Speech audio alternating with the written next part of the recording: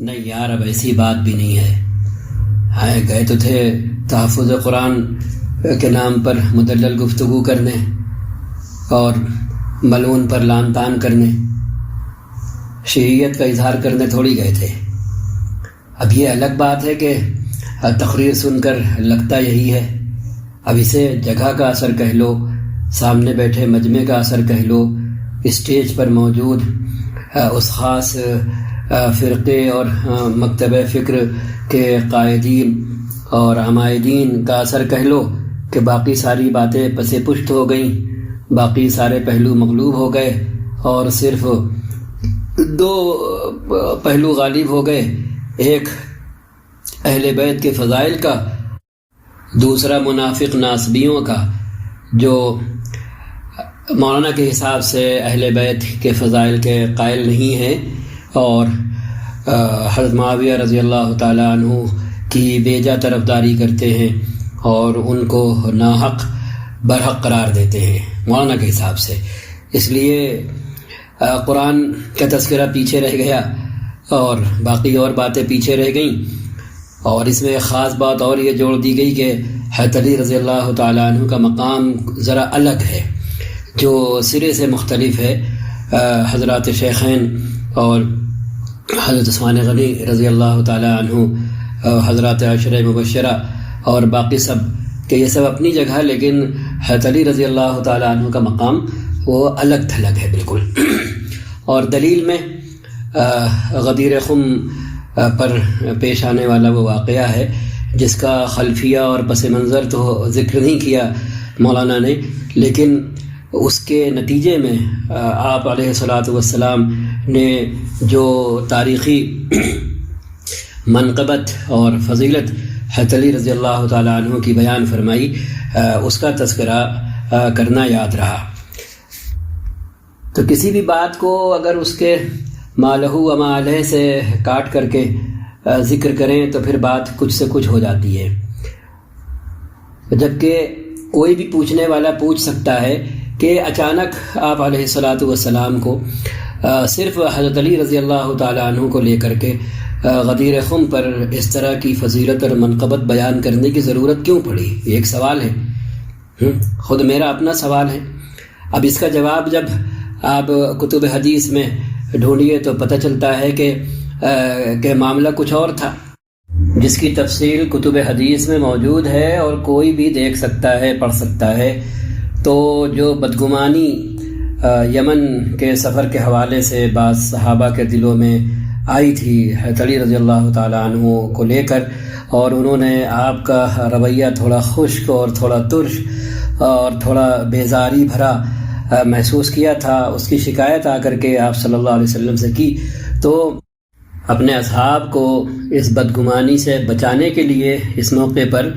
آپ علیہ الصلاۃ والسلام نے اس طرح کے الفاظ بیان فرمائے جس کا دور دور تک کوئی تعلق ولایت سے اور موالات سے اور خلافت کے اولین حقداری سے نہیں ہے. یہ ایک روایت ہے حضرت بریدہ رضی اللہ تعالیٰ عنہ سے، وہ فرماتے ہیں غزوت مع علی الیمن رضی اللہ عنہ فرأیت منہ جفوة فلما قدمت على رسول اللہ صلی اللہ علیہ وسلم ذکرت علیا رضی اللہ عنہ فتنقصته فرأيت وجه رسول الله صلى الله عليه وسلم يتغير فقال يا بريدة ألست أولى بالمؤمنين من أنفسهم؟ قلت أي قال بريدة بلى يا رسول الله صلى الله عليه وسلم. قال من كنت مولاه فعلي مولاه. اس روایت کا خلاصہ یہ ہے کہ حضرت بریدہ رضی اللہ تعالیٰ عنہ کو کچھ شکایت تھی حضرت علی رضی اللہ تعالیٰ عنہ کے رویے سے متعلق، تو انہوں نے آ کر نبی اکرم صلی اللہ علیہ وسلم سے اپنے دل کا حال بیان کیا. اب ظاہر بات ہے شکایت تھی تو انداز شکایت بھی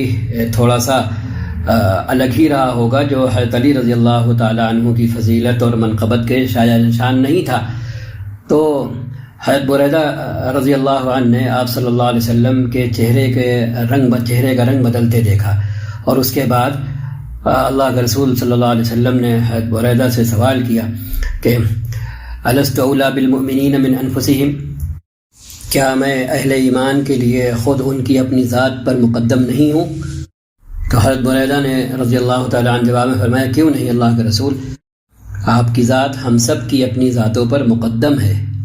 تو اس وقت اللہ کے رسول صلی اللہ علیہ وسلم نے فرمایا من کنت مولاہ فعلی مولاہ۔ دوسری روایتوں میں بھی یہی بات اسی طرح سے آئی ہے کہ میرا مولا اللہ ہے اور میں ہر مومن کا مولا ہوں۔ اس کے بعد آپ نے حضرت علی رضی اللہ تعالیٰ عنہ کا ہاتھ تھاما اور پھر فرمایا من کنت مولاہ فعلی مولاہ، کہ میں جس کا مولا ہوں علی بھی اس کے مولا ہیں۔ حضرت بریدہ والی روایت مسند احمد میں ہے، نسائی میں ہے، حاکم کی امام حاکم کی مستدرک میں ہے، اور حافظ ابن کثیر کی بدایہ نہایہ میں ہے، اور لکھا ہوا ہے بدایہ نہایہ میں وَهَذَا إِسْنَادٌ جَيِّدٌ قَوِيٌّ رِجَالُهُ كُلُّهُمْ ثِقَاتٌ وَصَحَّحَهُ الْأَلْبَانِي فِي صَحِيحِ الْجَامِعِ، جلد دوم، اور حدیث نمبر ہے 1112۔ تو جب ہم حدیثوں کی بات کرتے ہیں اور پھر خاص طور پر اس میں ان حدیث ذخیرہ حدیث میں صحیح حدیثوں کی بات کرتے ہیں، قابل قبول حدیثوں کی بات کرتے ہیں، تو پھر ہم آدھا تذکرہ کیوں کرتے ہیں، پورا تذکرہ کیوں نہیں کرتے ہیں؟ تو اس کیوں کا جواب یہ ہے کہ آدھا تذکرہ کرنے سے سامنے بیٹھے مجمع کے حق میں بات ہو رہی ہے، اس لیے آدھا تذکرہ کر رہے ہیں۔ پورا تذکرہ کریں گے تو سامنے بیٹھا مجمع اچک جائے گا۔ اسٹیج پر جو لوگ موجود ہیں جنہوں نے ہمیں بلایا ہے، جب وہ مرضی مطابق نہیں بلکہ مرضی مخالف بات سنیں گے تو ان کے چہرے پر اس کے آثار عیاں ہونا شروع ہو جائیں گے اور بدمزگی پیدا ہوگی۔ تو کسی بھی واقعے کو، کسی بھی مکمل چیز کو وہی تراشا جاتا ہے اور کاٹا جاتا ہے، اسی لیے کہ جس کو اس طرح کہا گیا کہ تیل دیکھو، تیل کی دھار دیکھو، اور پھر میرے لفظوں میں کہ اس کے بعد پھر اپنی پسند کی ڈش اس کے اندر فرائی کرو۔ تو اگر اس طرح کہا جائے کہ مولانا نے بھی وہاں پر مجمع کو دیکھ کر اور جن لوگوں نے بلایا تھا ان کو سامنے رکھ کر کے ان کی پسند کی ایک ڈش فرائی کر دی، بس اتنی سی بات ہے۔ اب رہ گئی مولانا کی یہ بات کہ باقی سب کا مقام اپنی جگہ، لیکن حضرت علی رضی اللہ تعالیٰ عنہ کا مقام سب سے الگ ہے۔ تو اب اس سے مولانا کیا ثابت کرنا چاہ رہے ہیں یہ تو مولانا ہی بتا پائیں گے۔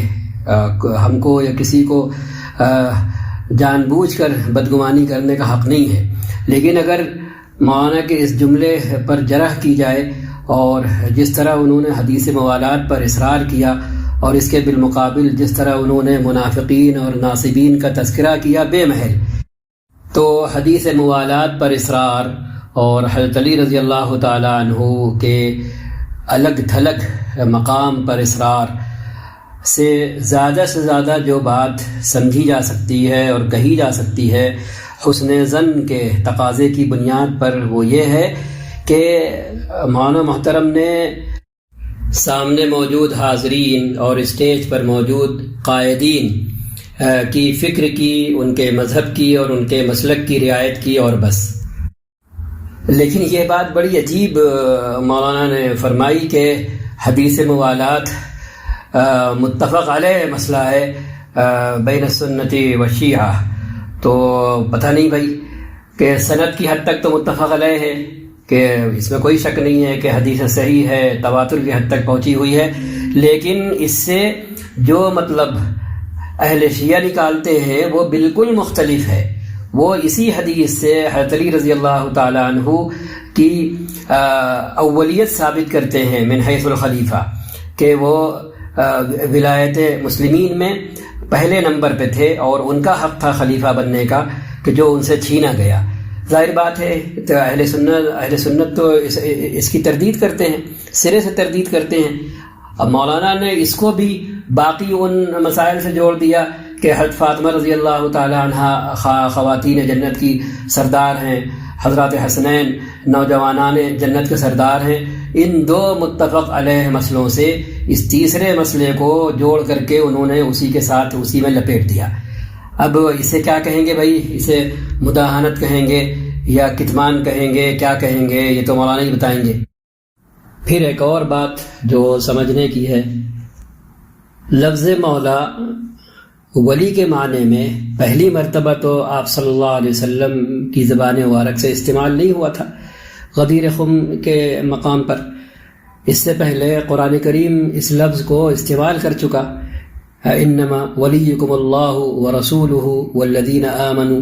الذین یقیمون الصلاة ویؤتون الزکاة الى آخر الآیہ. ان تتوبا الى اللہ فقد صغت قلوبکما وان تظاہرا علیہ فإن الله هو مولاه وجبريل وصالح المؤمنين والملائكة بعد ذلك ظهير. ٹھیک ہے، تو اس میں نئی بات کون سی پیدا ہو رہی ہے، اور حضرت علی رضی اللہ تعالی عنہ کے حوالے سے وہ کون سا الگ تھلگ مقام اور وہ امتیازی مقام جو باقی سارے اصحاب سے الگ ہے بالکل، اور اس مقام میں کوئی شریک نہیں ہے. تو یہ ایسی بات ہے جو مولانا محترم فرما رہے ہیں یا پھر اہل تشیع کہتے ہیں، ورنہ قرآن کریم کی طرف رخ کریں تو اللہ تعالیٰ تو کچھ اور فرما رہے ہیں. سورہ مائدہ آیت نمبر 55، انما ولیکم اللہ ورسولہ والذین آمنوا الذین یقیمون الصلاة ویؤتون الزکاة وہم راکعون. کہ اس میں اللہ تعالیٰ اپنے آپ کو ولی ٹھہرا رہے ہیں، اپنے رسول کو ولی ٹھہرا رہے ہیں تمام ایمان والوں کا، اور اہل اطاعت، زکوٰۃ دینے والے اور نماز پڑھنے والے اور رکوع سجدہ کرنے والے اہل ایمان کو بھی اللہ تعالیٰ ولی ٹھہرا رہے ہیں، ولی بنا رہے ہیں. اس کے بعد سورہ تحریم آیت نمبر 4 میں اللہ تعالیٰ نے فرمایا ان تتوبا الی اللہ فقد صغت قلوبکما وان تظاہرا علیہ فإن اللہ هو مولاه. یہاں تو مولا کا لفظ ہی آیا ہے من عن، بنا کسی تعویل کے، بمعنی ولی اور بمعنی فلاں. وجبریل وصالح المؤمنین والملائکۃ بعد ذلك ظہیر. فبین ان الرسول ولی المؤمنین وانہم موالیہ ایضا كما بین ان اللہ ولی المؤمنین وانہم اولیاؤہم وان المؤمنین بعضهم اولیاء بعض. یہ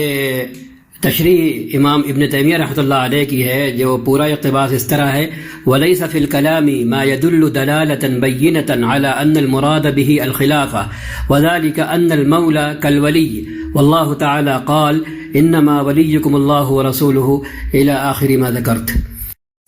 اس کے بعد هُوَ سَمَّاكُمُ الْمُسْلِمِينَ اور وَإِنَّ مِن شِيعَتِهِ لَإِبْرَاهِيمَ، ان دو آیتوں کی تلاوت کر کے ایک ایسی بات کہی جو صریح متضاد ہے نبی کریم صلی اللہ علیہ وسلم کی اس حدیث سے. روایتوں میں آتا ہے عن معاویة بن ابی سفیان رضی اللہ عنہما قال الا ان رسول اللہ صلی اللہ علیہ وسلم قام فینا فقال الا ان من قبلكم من اہل الكتاب افترقوا على 72 ملة وان هذه الملة ستفترق على 73 72 في النار وواحدة في الجنة وهي الجماعة. رواه ابو داود والحاكم وصححه وحسنه ابن حجر في تخريج الكشاف وصححه ابن تيمية في مجموع الفتاوى والشاطبي الإمام الشاطبي في الاعتصام والعراقي في تخريج الإحياء. وقد ورد عن جماعة من الصحابة بطرق كثيرة، وورد بلفظ وتفترق أمتي على 73 ملة كلهم في النار إلا ملة واحدة. قالوا ومن هي يا رسول الله؟ قال ما أنا عليه وأصحابي. رواه الترمذي وحسنه ابن العربي في إحكام القرآن والعراقي في تخريج الإحياء والألباني في صحيح الترمذي. انتہا. عجیب بات ہے، ابھی ایک عجیب خیال دل میں آیا کہ اس افتراق امت والی حدیث کے راوی خود حضرت معاویہ بن ابی سفیان رضی اللہ تعالی عنہما ہیں، کہ جن کی آبرو کی پاسداری کرنے والوں کو اور جن کے مقام اور مرتبے کی حفاظت کرنے والوں کو اور ان کی بے آبروئی کرنے والوں سے دو ہاتھ کرنے والوں کو مولانا محترم بڑی دریا دلی کے ساتھ منافقین، ناصبین کے القاب اور خطابات سے نوازتے ہیں. یہ بھی ایک عجیب بات ہے کہ وہی ذات اس روایت کی روایت کرنے والی ہے اور وہی شخصیت اس حدیث کو روایت کر رہی ہے۔ اب سوال یہ ہے کہ ایک عام مسلمان اللہ کے رسول کی یہ بات تسلیم کرے یا ہوا سماکم المسلمین کے نام پر مولانا محترم کی وہ بات تسلیم کرے؟ بات کہاں کی ہے اور کہاں لا کر کے جوڑ دی؟ ہوا سماکم المسلمین جب بھی حضرت ابراہیم علیہ السلام نے فرمایا تھا تو کیا امام باڑے میں موجود مجمع سے فرمایا تھا؟ کون اس کا اولین مصداق ہے؟ اسی طرح جب قرآن کریم نے وَإِنَّ مِن شِيعَتِهِ لَإِبْرَاهِيمَ فرمایا تو حضرت ابراہیم علیہ السلام اور حضرت نوح علیہ السلام کے مشن میں، ان کی فکر میں، ان کی سوچ میں، ان کے طریقہ کار میں، ان کی دعوت میں، ان کی نبوت میں کہاں پہ کون سا فرق ہے؟ لیکن میرا پھر وہی سوال ہے یہاں پر، کیا یہاں پر ایسا ہے کہ شیعان علی نہ ہو کر کے شیعان اسلام ہیں، شیعان اصحاب محمد ہیں، شیعان خلفاء راشدین ہیں، شیعان امہات المؤمنین ہیں، شیعان عائشہ ہیں رضی اللہ تعالی عنہا؟ اس کے بعد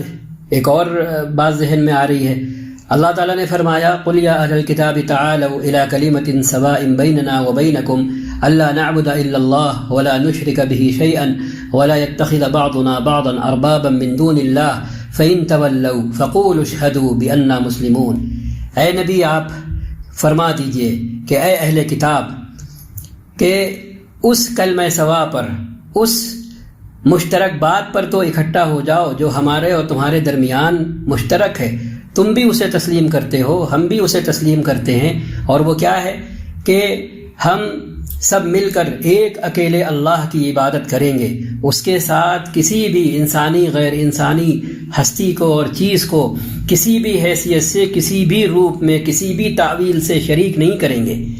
اور اپنے جیسے بندوں کو، اپنے جیسے انسانوں کو اللہ کے علاوہ، اللہ کو کنارے کر کے، اللہ کو اگنور کر کے رب کا درجہ نہیں دیں گے۔ یہ تین کام جو کرے گا اور اس کلمہ سوا پر جو آئے گا وہ ہوگا مسلمان، اور جو اس کلمہ سوا سے روگردانی کرے گا، پیٹھ دکھائے گا، تو وہ مسلمان نہیں ہوگا، بلکہ اللہ تعالیٰ ان تین باتوں پر ایمان لانے والے اور ان کے تقاضوں کو پورا کرنے والوں سے فرما رہے ہیں کہ جو لوگ پیٹھ دکھائیں اور جو ان باتوں پر اکٹھا نہ ہوں، ان سے پھر تم گواہ بنا کر ان سے کہو کہ اشہدوا بِأَنَّا مسلمون، کہ ٹھیک ہے پھر تم گواہ رہو کہ ہم تو ان تین باتوں کو مان کر کے اللہ تعالیٰ کے یہاں اپنا نام مسلمان لکھوا رہے ہیں اور ہوا سماکم المسلمین کے حقیقی مصداق بن رہے ہیں۔ اسی طرح من شیعت نوح اور من شیعت ابراہیم بن رہے ہیں۔ امام باڑے میں ہوا سماکم المسلمین اور وَإِنَّ مِن شِيعَتِهِ لَإِبْرَاهِيمَ کی آیتیں پڑھ کر جس طرح کی بات کی گئی، اس کے بارے میں ہم صرف یہ مثال دیں گے کہ ایک طرف مائے مطلق ہے، ایک طرف مائے طاہر اور مطہر ہے، اور ایک طرف اسی مائے مطلق اور اسی مائے طاہر اور مطہر میں کچھ تھوڑی سی نجاست مل گئی ہے، تھوڑا سا پیشاب مل گیا ہے، یا اسی مائے مطلق کو ہم نے آبدست کے لیے استعمال کیا ہے، وضو کے لیے استعمال کیا ہے، نہانے کے لیے استعمال کیا ہے، تو یہ والا جو پانی ہے نجاست زدہ اور گندگی سے آلودہ، تو اس کو بھی تو پانی ہی کہہ رہے ہیں نا۔ تب اگر کوئی صاحب آگے بڑھیں اور یہ فرمائیں کہ بھائی پانی لفظ کا اعتبار کرو اور اس کے اندر لوگوں نے جو چیزیں ملا دی ہیں ان کا اعتبار نہیں کرو، یہ ان ملانے والے لوگوں کی حرکت ہے، ٹھیک ہے، کہ یہ ان کا قصور ہے کہ انہوں نے اچھے بھلے پانی کو جو ہے وہ استنجے کے لیے استعمال کیا، اچھے بھلے پانی کو آبدست کے لیے استعمال کیا، اچھے بھلے پانی کو نہانے کے لیے استعمال کیا، یہ ان کا اپنا قصور ہے۔ پانی تو پانی ہے، لہٰذا یہ تمام قسمیں جو ہیں وہ صرف سب پر پانی کا اطلاق ہوتا ہے اور یہ سب پانی ہیں اور ان کے ساتھ یکساں معاملہ ہوگا، کوئی دوئی اور کوئی تفریق نہیں برتی جائے گی۔ ہم اس طرح کی بات کا تصور کر سکتے ہیں کسی ایسے انسان سے جس کے پاس تھوڑی سی بھی سمجھ بوجھ ہو اور وہ پاگل نہ ہوا ہو؟ ہم تو پانی کے معاملے میں اس حد تک حساس ہیں کہ حمام میں ڈھکن بند بوتل رکھی ہو احتیاطی طور پر استعمال کرنے کے لیے، اور ہم تقریر کر رہے ہوں، بول رہے ہوں، بات کر رہے ہوں، ہمیں اچانک پیاس لگائے اور ہم پانی مانگے. اب کوئی دیوانہ وہاں موجود ہو اور وہ پانی کا نام سن کر بجائے پینے کا پانی لینے کے وہ حمام چلا جائے اور حمام سے پانی لے آئے. یاد رہے ڈھکن بند ہے، بوتل کے اندر کا پانی پوری طرح محفوظ ہے، کوئی گندگی اس میں شامل نہیں ہے. وہ گیا، اس نے ڈھکن کھولا، پانی لیا گلاس میں اور لا کر کے مولوی صاحب کو پیش کر دیا. مولوی صاحب پینے چلے، لیکن اسی وقت ایک دوسرے نے بتایا کہ رکیے صاحب، یہ پانی آپ نے منگایا تھا اس سے، یہ پینے کا پانی اندر سے آپ کے گھر کے اندر سے لانے کے بجائے یہ نالائق یہ حمام گیا ہے، ٹوائلٹ گیا ہے اور وہاں سے رکھی بوتل سے پانی نکال کے لایا ہے. تو یہی مولوی صاحب کیا کریں گے؟ پی لیں گے یا اس پانی لانے پر چڑھ دوڑیں گے؟ بتائیے ہم سب کیا کریں گے؟ تو یہ تو حساسیت ہے ہماری پانی کے بارے میں کہ پینے والا پانی چاہیے ہے. تو جو پانی پینے کے لیے ہمارے ذہن میں محفوظ ہے وہی پانی ہم پیتے ہیں. یہاں تک کہ ہم حمام کے نلکے سے بھی لے کر پانی نہیں پیتے. چاہے کہ حمام میں رکھی بالٹی سے جو ڈھکی ہوئی ہے اور جس کا منہ بند ہے، حمام میں رکھی بوتل سے پانی نکال کر پئیں. لیکن دین، اسلام، ایمان اتنا گیا گزرا ہے کہ یہ پینے والے پانی کے برابر بھی نہیں ہے. تبھی تو ہم پینے والے پانی کے لیے تو کسی طرح کے سمجھوتے کے روادار نہیں ہیں، لیکن ایمان اور اسلام کے مسئلے میں هو سماکم المسلمین کے نام پر وَإِنَّ مِن شِيعَتِهِ لَإِبْرَاهِيمَ کے نام پر ہر طرح کے سمجھوتے کے روادار ہیں کہ بس کلمہ ہماری زبان سے نکلتا ہو، ذہن میں چاہے کچھ بھرا ہو، دل و دماغ میں چاہے کچھ بھرا ہو، ہمارا اپنا مسلک اور مذہب چاہے کچھ ہو، ہم چاہے شرک کے آخری درجے پر کھڑے ہوں، لیکن چونکہ ہمارا نام مسلمانوں جیسا ہے اور ہم اپنی زبان سے کلمہ پڑھتے ہیں، لہٰذا ہم سب مسلمان ہیں. عجیب، تب تو پھر قادیانی بھی مسلمان ہیں، وہ بھی تو کلمہ پڑھتے ہیں، محمد رسول اللہ صلی اللہ علیہ وسلم پر ایمان رکھتے ہیں. بس اتنی سی بات ہے کہ آخری نبی نہیں مانتے بس. اسی طرح وہ تمام اہل قرآن بھی مسلمان ہیں جو احادیث کا انکار کرتے ہیں اور دلائل کے ساتھ کرتے ہیں. مثال کے طور پر نماز کا انکار کرتے ہیں کہ نماز کا تذکرہ قرآن میں نہیں ہے. قرآن میں تو صلاح کا تذکرہ ہے، صلاح کے معنی دعا کے ہوتے ہیں، اور قرآن کے اندر وہ نماز جو مروجہ ہے، جو رائج ہے، اس کا کہیں تذکرہ نہیں ہے کہ ایسے نیت بندھے گی اور ایسے رکوع ہوگا اور ایسے سجدہ ہوگا اور ایسے قاعدہ ہوگا اور ایسے قرات کی جائے گی اور ایسے اتحیات کی جائے گی، پڑھی جائے گی اور ایسے سلام پھیرا جائے گا. یہ بیان قرآن میں نہیں ہے، اور حدیثوں میں بے پناہ اختلاف ہے، کون صحیح ہے کون نہیں صحیح ہے، اس چکر میں کون پڑھے. لہٰذا بس صلاح کا ترجمہ دعا ہوتا ہے، ہم دعا کر لیں گے اور قرآن کے تقاضے کو پورا کر دیں گے. وہ بھی انکار نہیں کر رہے، قرآن کو مان رہے ہیں، محمد رسول اللہ صلی اللہ علیہ وسلم کو مان رہے ہیں، بس تعویل کر رہے ہیں. تو ہم انہیں منکرین حدیث کیوں کہتے ہیں؟ کیوں کہتے ہیں منکرین حدیث؟ سیدھے سیدھے مسلمان کہیں، ان کو گلے سے لگائیں، ساتھ بٹھائیں، ان کی سنیں، ان کا اثر قبول کریں، انہی جیسے بنیں. ٹھیک ہے نا؟ اثر پڑتا ہے، صحیح اچھے کے ساتھ بیٹھو تو پڑتا ہے، برے کے ساتھ بیٹھو تو پڑتا ہے. کہ عطار کے یہاں بیٹھے ہیں تو نہیں بھی عطر خریدا تو اس کی خوشبو لے کر اٹھیں گے وہاں سے. لوہار کے یہاں بیٹھے ہیں، بھٹی کے پاس بیٹھے ہیں تو وہاں کام بنوانے نہیں بھی گئے ہیں تو بھی جو ہے اپنے کپڑوں پر چنگاریاں یا کالک اور سیاہ دھبے لے کر کے لوٹیں گے. تو اپنی اپنی حیثیت عرفی کے ساتھ بھی تو ہم اس نقطے پر متحد ہو سکتے ہیں کہ بھائی کہ جب قرآن اللہ کی کتاب ہے تو ہم اپنی اپنی حیثیت کے ساتھ، اپنے اپنے معتقدات کے ساتھ، اپنے اپنے نظریات کے ساتھ ایک ساتھ بیٹھے ہیں، کیونکہ جس کتاب پر انگلی اٹھائی جا رہی ہے وہ کتاب ہم سب کے لیے یکساں درجے میں کتاب الہی ہے، اور اس کے کتاب الہی ہونے میں ہم میں سے کسی کو ادنا درجے کا ذرہ بھر بھی کوئی تردد، کوئی شک اور کوئی شبہ نہیں ہے۔ اس بات کے لیے شیعہ کا سنی بننا اور سنی کا شیعہ بننا کہاں سے لازم آیا؟ کہیں سے لازم نہیں آ رہا، لیکن حیثیت عرفی ختم کر کے اور لفظ کو پکڑ کر اور ان کے لغوی معنی کو سامنے رکھ کر کے اس طرح کی بات کرنا بالکل ایسے ہے جیسے صاف ستھرا پانی کہ اس میں نجاست گرے تو بھی پانی متاثر ہوگا، پانی نجاست میں گرے تو بھی پانی متاثر ہوگا، نجاست کی صحت پر کوئی اثر نہیں پڑے گا، نجاست تو نجاست رہے گی، پیشاب پیشاب رہے گا، اور پانی ہی کا سب کچھ بگڑے گا کہ پیشاب میں مل گیا تو اب بیچارہ پیشاب ملا ہوا پانی کہلائے گا، مائع خالص نہیں کہلائے گا۔ پیشاب پانی میں مل گیا تو بھی یہی بات ہوگی کہ اب پیشاب ملا پانی کہلائے گا، خالص پانی نہیں کہلائے گا۔ تو اب ایسی صورتحال میں کوئی صاحب آگے بڑھیں اور یہ کہیں کہ نہیں جی کہ پانی لفظ اصل ہے، کہ جب پانی کا لفظ یہاں پر بھی بولا جا رہا ہے اور پانی کا لفظ یہاں پر بھی بولا جا رہا ہے تو پانی لفظ کے مقابلے میں پیشاب کی کوئی اہمیت نہیں ہے، ملا ہوگا پیشاب ملنے کے بعد بھی پانی نے اپنی ماہیت کہاں بدلی، اپنی سیالیت کہاں بدلی، دونوں ایک جیسے ہیں، لہٰذا جو ہے وہ یہ بھی پانی ہے اور وہ بھی پانی ہے۔